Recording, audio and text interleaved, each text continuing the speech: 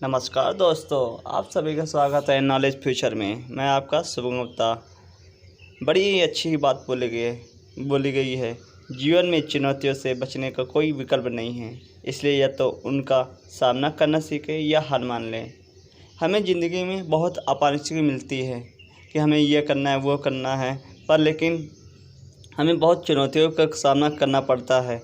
अगर हम उन चुनौतियों को अपने काम में शामिल कर लेते हैं तो वो चुनौती नहीं रह जाती है, वो एक सफलता की निशानी बन जाती है। इसलिए हमें जो भी काम करना चाहिए, बिना चुनौतियों के होते हुए भी हमें उस काम को हर हालत में काम करना चाहिए, जिससे हम आगे की ओर बढ़ सकें।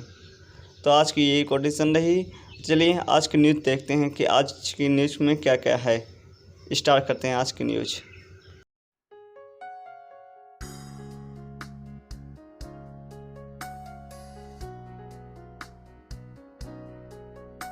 दिल्ली विकास प्राधिकरण ने दिल्ली 2041 के लिए मास्टर प्लान के मसौदे को अपनी प्रारंभिक मंजूरी दे दी है। यह मसौदा अब नागरिकों की आपत्तियों और सुझावों के लिए सार्वजनिक ज्ञान क्षेत्र में है, जिसके बाद इसे लागू किया जाएगा। किसी भी शहर का मास्टर प्लान शहर के योजनाकारों और उसकी जमीन पर स्वामित्व रखने वाली एजेंसीज के परिकल्पना दस्तावेज की बात होता है। यह भविष्य में शहर का विकास करने हेतु एक रूपरेखा होती है।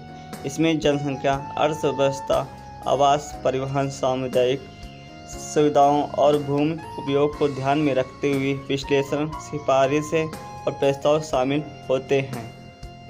दिल्ली 2041 के मास्टर प्लान के मसौदे में 2 खंड और 22 अध्याय शामिल है, जो 2041 तक एक स्थायी रहने और योग्य और जीवंत दिल्ली को बढ़ावा देना चाहते हैं। पहला खंड एक परिचय है, जो वर्तमान समय में दिल्ली का एक सिंहावलोकन प्रदान करता है। वैश्विक और क्षेत्रीय स्थिति, जनसंख्या का अनुमान और 2041 के अनुमान के बराबर है। मसौदा एमपीडी अगले 20 वर्षों के लिए शहर के लिए एक योजना प्रस्तुत करता है। पर्यावरण प्रदूषण से निपटना। इस मसौदा योजना का उद्देश्य प्रमुख रणनीतियों के माध्यम से वाहनों के प्रदूषण को कम करना है, जिसमें सार्वजनिक परिवहन के लिए हरित ईंधन पर स्विच करना है। पारगमन उन्मुख विकास, जिसे टीओडी भी कहा जाता है, के मिश्रित उपयोग को अपनाना शामिल है। यह पानी की गुणवत्ता में सुधार को भी संबोधित करता है, जो यमुना नदी के साथ साथ विभिन्न झीलों, प्राकृतिक नालों और बावड़ियों से लिया जाता है। यह मसौदा यमुना नदी के पास बफर जोन की स्पष्ट सीमा निर्धारित करता है और यह पता लगाता है कि इसे कैसे विकसित किया जाए। इस योजना के अनुसार नदी के पूरे किनारे पर जहां भी संभव हो 300 मीटर चौड़ाई का हरित बफर रखा जाएगा। मास्टर प्लान 2041 और 2021 मास्टर प्लान के बीच अंतर। महामारी के कारण दुनिया में भारी बदलाव आया है और बढ़ती आबादी ने रिक्त स्थानों को कम और बेरोजगारी को बढ़ा दिया है। मास्टर प्लान 2041 का उद्देश्य आपात स्थिति में शरण स्थल, सामान रसोई और संगरोध स्थान प्रदान करने के लिए समान सामुदायिक स्थान विकसित करना है। रात के समय की अर्थव्यवस्था में सुधार के लिए यह योजना दिल्ली विकास प्राधिकरण डीडीए की नाइट लाइफ सर्किट योजना में शामिल सांस्कृतिक उत्सवों, बस मनोरंजन, मेट्रो, खेल सुविधाओं और खुदरा स्टोर पर केंद्रित है। यह यांत्रिक वेंटिलेशन सिस्टम पर निर्भरता को कम करने के लिए विकेंद्रीकृत कार्य क्षेत्रों, खुले क्षेत्रों के अनिवार्य निर्माण, बेहतर आवास डिजाइन और हरित रेटेड विकास के माध्यम से हवाई महामारी के प्रति संवेदनशीलता को कम करने का भी प्रस्ताव करता है। न्यूज़ पर चलते हैं। घड़ियाल को बचाने के लिए नगद इनाम। उड़ीसा में महानदी वन विभाग ने घड़ियाल, जो कि एक गंभीर रूप से लुप्तप्राय मगरमच्छ प्रजाति है, को बचाने और वन्य जीव कर्मियों को सूचित करने के लिए 1000 रुपये के नगद इनाम की घोषणा की। विभाग उन मछुआरों को भी मुआवजा प्रदान करे जिनके मछली पकड़ने के जाल घड़ियाल से द्वारा नष्ट हो जाते हैं।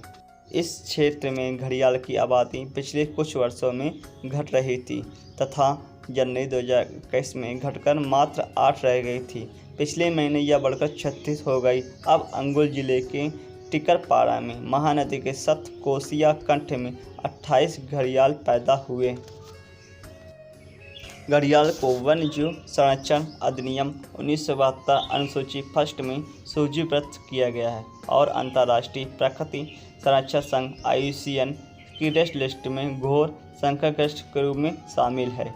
मानव अतिक्रमण और मछली पकड़ने की गतिविधियों के कारण उनके आवास को खतरा है। घड़ियाल खारे पानी में पाए जाने वाले मगरमच्छों और मगरों की तुलना में आनुवंशिक रूप से कमज़ोर होते हैं। नेक्स्ट न्यूज़ पर चलते हैं। फसल बीमा का बीड़ मॉडल। महाराष्ट्र सरकार द्वारा प्रधानमंत्री फसल बीमा योजना के बीड़ मॉडल के राज्यव्यापी कार्यान्वयन के लिए कहा गया है। जनवरी 2016 में शुरू की गई प्रधानमंत्री फसल बीमा योजना PMFBY खराब मौसमी परिघटनाओं के कारण फसलों को होने वाले नुकसान के लिए बीमा सुरक्षा प्रदान करती है। PMFBY यह एक केंद्रीय योजना है तथा राज्य के कृषि विभागों द्वारा केंद्रीय दिशा निर्देशों के अनुसार कार्यान्वित की जाती है। इस योजना के तहत किसानों को प्रीमियम का 1.5 से 2% भुगतान करना होता है और शेष राशि का भुगतान राज्य और केंद्र सरकार द्वारा किया जाता है। बीड़ महाराष्ट्र के सूखाग्रस्त मराठवाड़ा क्षेत्र में स्थित एक जिला है। यह जिला किसी भी बीमा कंपनी के लिए एक चुनौती है क्योंकि यहाँ के किसानों को बार बार या तो सूखे या भारी बारिश के कारण फसलें गंवानी पड़ती हैं। इस कारण इस जिले के लिए उच्च भुगतान को देखते हुए बीमा कंपनियों को लगातार घाटा होता है। बीमा कंपनियों को आकर्षित करने के लिए राज्य के कृषि विभाग ने जिले के लिए PMFBY दिशा निर्देशों में बदलाव करने का निर्णय लिया। नए दिशा निर्देशों के तहत बीमा कंपनी ने एकत्र किए गए प्रीमियम के 110% का कवर प्रदान किया, जिसमें कैविएट चेतावनियां भी शामिल थे। यदि मुआवजा प्रदान किए गए कवर से अधिक है तो राज्य सरकार बकाया राशि का भुगतान करेगी और यदि मुआवजा एकत्र किए गए प्रीमियम के कम है तो बीमा कंपनी राशि का 20% हैंडलिंग शुल्क के रूप में रखेगी और बाकी प्रतिपूर्ति राज्य सरकार को करेगी। सरकार पूरे राज्य के लिए इसके लिए जोर क्यों दे रहे हैं? ऐसा क्या कारण है? धन का एक अन्य स्रोत बीड मॉडल में बीमा कंपनी का लाभ कम होने की उम्मीद होती है। इसके अलावा राज्य सरकार के लिए धन के एक अन्य स्रोत तक पहुंच मिलती है। राज्य पर कम बोझ राज्य सरकार को वापस मिली राशि को अगले वर्ष किए जाने वाले व्यय में जोड़ा जा सकेगा। इसके फसल नुकसान होने वाले किसी वर्ष में अतिरिक्त मुआवजा राशि का भुगतान करने में मदद मिल सकती है। PMFBY 2 पूर्णतः शैक्षिक वर्ष 2020 के खरीफ सीजन से भी सभी किसानों के लिए नामांकन को 100% का शैक्षिक बनाने का निर्णय लिया गया है। सीमित केंद्रित सब्सिडी केंद्रीय मंत्रिमंडल द्वारा इस योजना के तहत गैर सिंचित क्षेत्रों फसलों के लिए बीमा किस्त की दरों पर केंद्र सरकार की हिस्सेदारी को 30% और सिंचित क्षेत्रों फसलों के लिए 25% तक सीमित करने का निर्णय लिया गया है।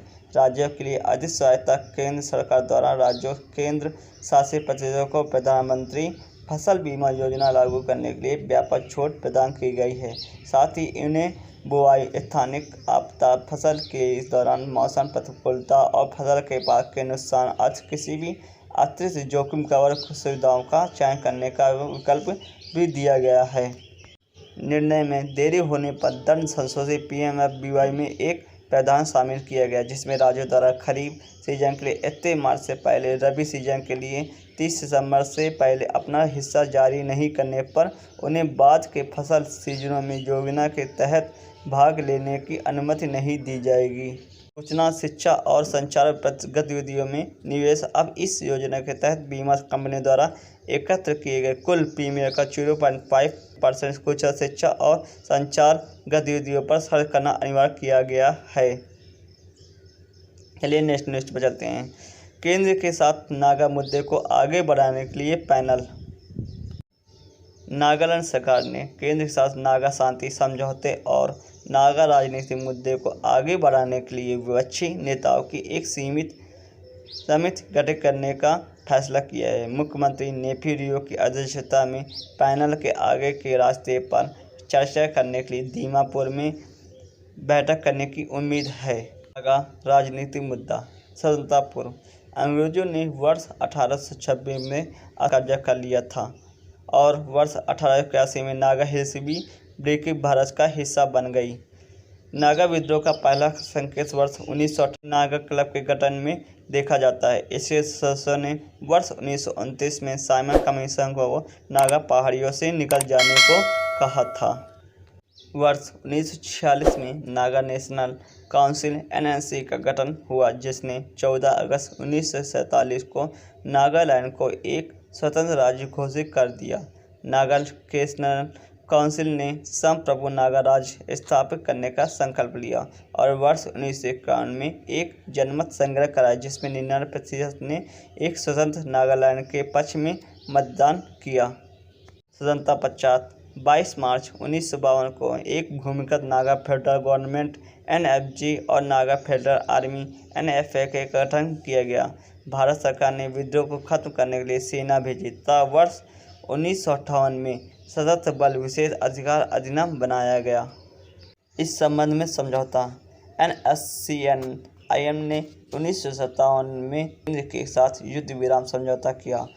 तब से दोनों के बीच बातचीत हो रही है, जबकि 7 अलग अलग नागा राष्ट्रीय राजनीतिक समूहों NNPGS के समूह ने भी 2017 के केंद्र साथ अलग अलग बातचीत की।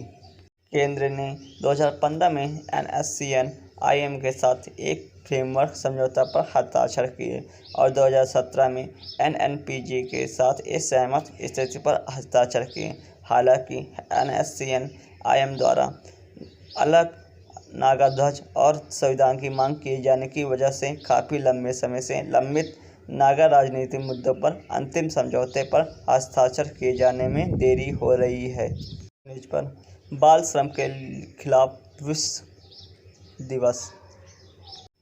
इस दिन का उद्देश्य अवैध रोजगार प्रथा के बारे में जागरूकता फैलाना है और इसे पूरी तरह से खत्म करने के तरीकों के बारे में भी बात करना है। इसे संयुक्त राष्ट्र की एक एजेंसी अंतर्राष्ट्रीय श्रम संगठन ILO द्वारा 2002 में प्रारंभ किया गया था। इस वर्ष का विषय अभी कार्य करें और बाल श्रम समाप्त करें है।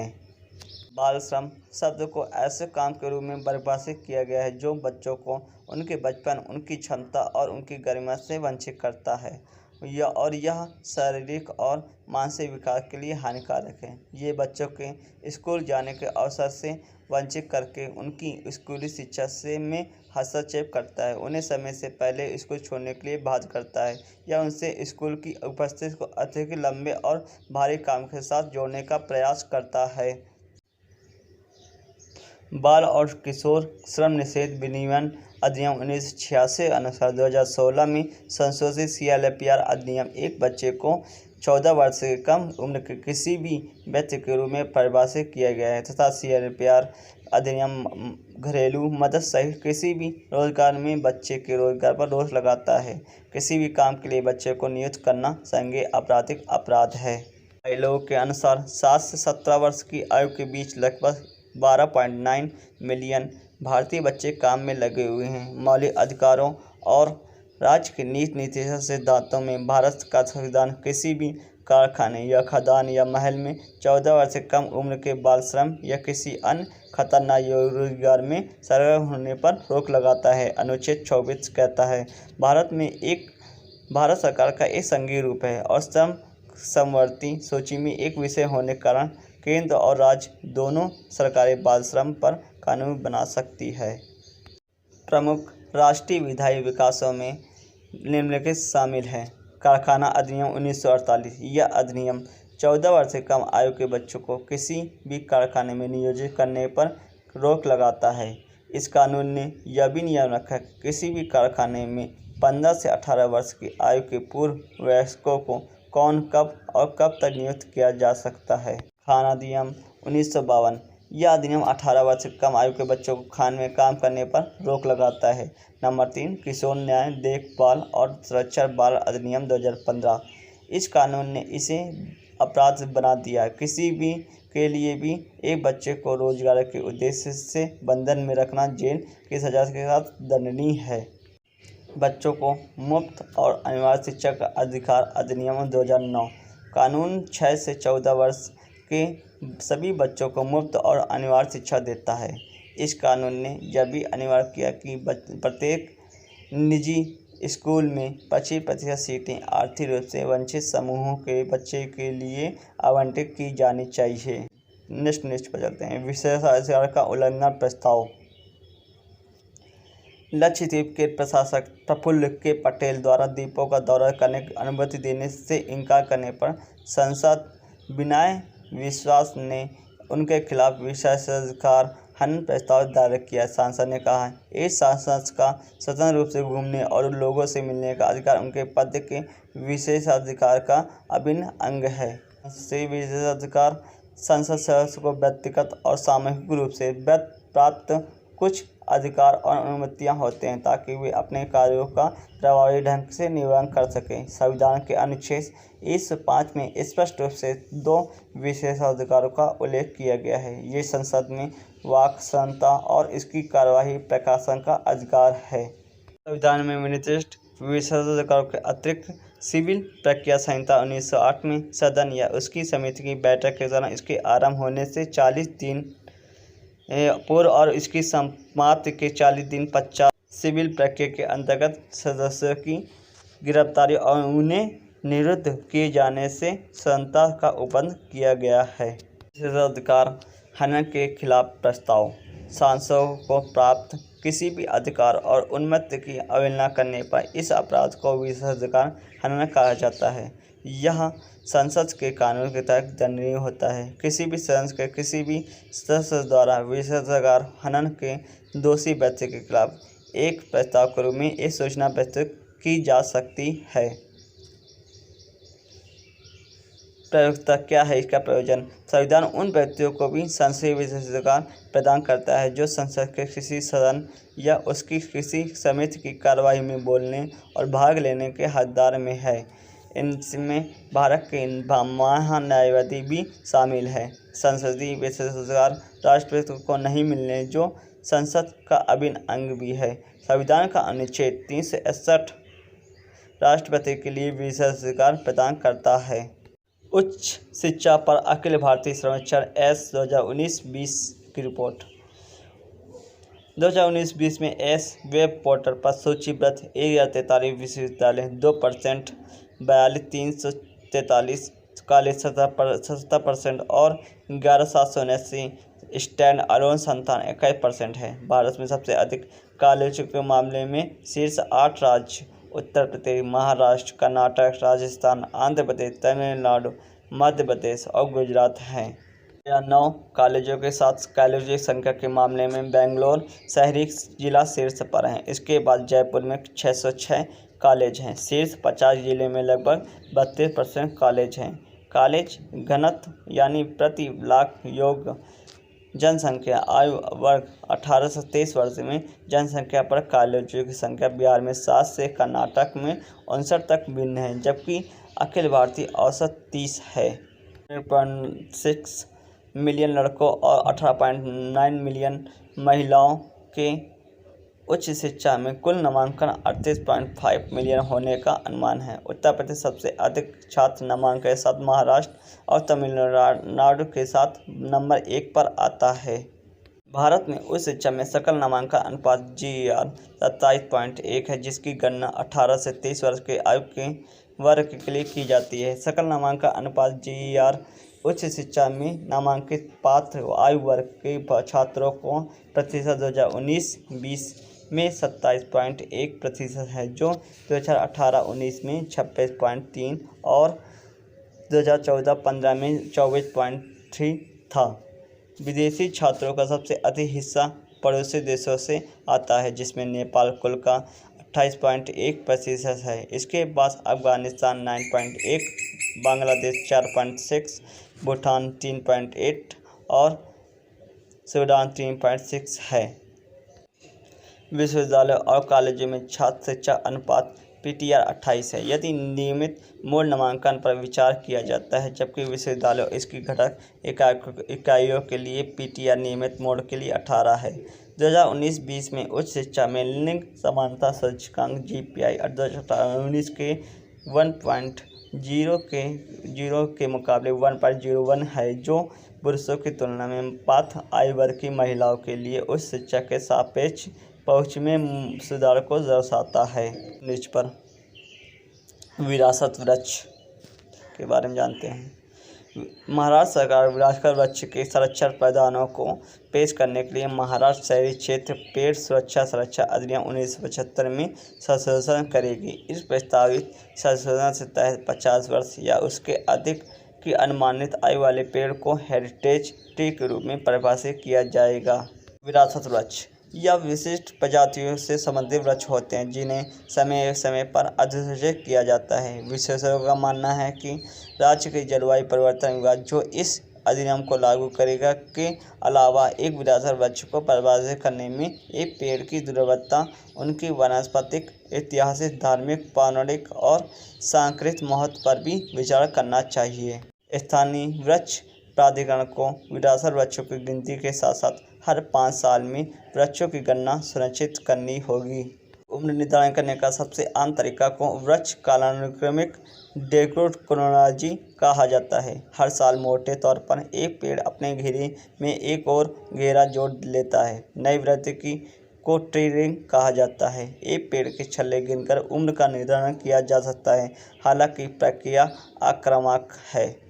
छल्लों का विश्लेषण करने के लिए एक छेदक का उपयोग करके कोर के नमूने निकाले जाते हैं, जिन्हें पेड़ में पेच किया जाता है और बाहर निकाला जाता है, जिससे लकड़ी का हर एक पुआल आकार का नमूना आता है। फिर बीमारी से बचाव के लिए पेड़ के छेद को सील कर दिया जाता है। देश में वर्तमान प्रतिपूरक वृक्षारोपण के अनुसार प्रत्येक काटे जाने वाले पेड़ के लिए एक पौधा लगाना होता है। मुंबई में 1976 में स्थापित ट्री अथॉरिटी के अनुसार पेड़ों की कटाई को विनियमित करने में मदद करने और उद्यान विभाग के माध्यम से पर्याप्त संख्या में नए पेड़ लगाने के लिए मुआवजे का अनुपात 1:3 है। संशोधन के अनुसार जितने पेड़ लगाए गए हैं उनकी संख्या काटे गए हेरिटेज ट्री की उम्र के बराबर होगी। उदाहरण के लिए, यदि एक 52 वर्षीय पेड़ को काटना है तो पेड़ काटने वाले पक्ष को मुआवजे में 52 पेड़ लगाने होंगे। प्रत्येक प्रतिपूरक पेड़ रोपण के कम से कम 6 से 8 फीट ऊंचा होगा। चलिए नेक्स्ट न्यूज पर चलते हैं। Cheam telescope Canadian hydrogen intercity mapping experiment Cheam के सहयोग से वैज्ञानिकों ने टेलीस्कोप की पहली FRB कैटलॉग में फास्ट रेडियो बर्स्ट का सबसे बड़ा संग्रह इकट्ठा किया है। FRB विद्युत चुम्बकीय स्पेक्ट्रम के रेडियो बैंड में पंजीकृत प्रकाश की अजीब तरह से चमकीली चमक है, जो बिना किसी निशान के गायब होने के पहले कुछ मिलीसेकंड के लिए रह सकती है। टाइम एक इंटरफेरोमेट्रिक रेडियो टेलीस्कोप है। यह ब्रिटिश कोलंबिया कनाडा में स्थित है। इसमें 4 एंटीना होते हैं, जिनमें 1024 दोहरे ध्रुवीकृत रेडियो रिसीवर के साथ 100x20 मीटर बेलनाकार पारवैलिक परावर्तक होता है। इसका एंटीना 400-800 मेगाहर्ट्ज में आवृत्तियों पर अंतरिक्ष में हाइड्रोजन से रेडियो तरंगें प्राप्त करता है। नेक्स्ट चलते हैं। Global house price index Q1 2021। Bharat 2020 पहली तिमाही में वैश्विक घरेलू मूल्य सूचकांक में 12 स्थानों की गिरावट के साथ 55वें स्थान पर आ गया है, जबकि 2020 की पहली तिमाही में यह 43वें स्थान पर था। भारत में आवास की कीमतें 2020 की समान अवधि की तुलना में इस साल जनवरी-मार्च में 1.6% गिर गई। तुर्की वार्षिक रैंकिंग में सालाना आधार पर 32% की कीमत के साथ शीर्ष पर बना हुआ है। इसके बाद न्यूजीलैंड 22.1% और लग्जमबर्ग 16.6% का स्थान है। संपत्ति सलाहकार नाइट क्रैफ्ट ने गुरुवार को अपनी शोध report global house price index Q1 2021 जारी की। यह वैश्विक स्तर पर 56 देशों और क्षेत्रों में आवासीय कीमतों की मुख्य धारा में होने वाली हलचल को ट्रैक करता है। तो हमने सबसे पहले एक कोटेशन से जाना। फिर उसके बाद हमने दिल्ली का 2041 मास्टर प्लान जाना। फिर उसके बाद फसल बीमा का बीड मॉडल जाना। घड़ियाल को बचाने के लिए नगद इनाम के बारे में जाना। विरासत वृक्ष के बारे में जाना। बाल श्रम के खिलाफ विश्व दिवस के बारे में जाना। उच्च शिक्षा पर अखिल भारतीय सर्वेक्षण एस की रिपोर्ट पर हमने जाना। विशेषाधिकार का उल्लंघन प्रस्ताव जाना और चाइम टेलीस्कोप के बारे में जाना। तो आपको ये वीडियो कैसी लगी, लाइक कीजिए, सब्सक्राइब कीजिए और शेयर कीजिएगा। धन्यवाद।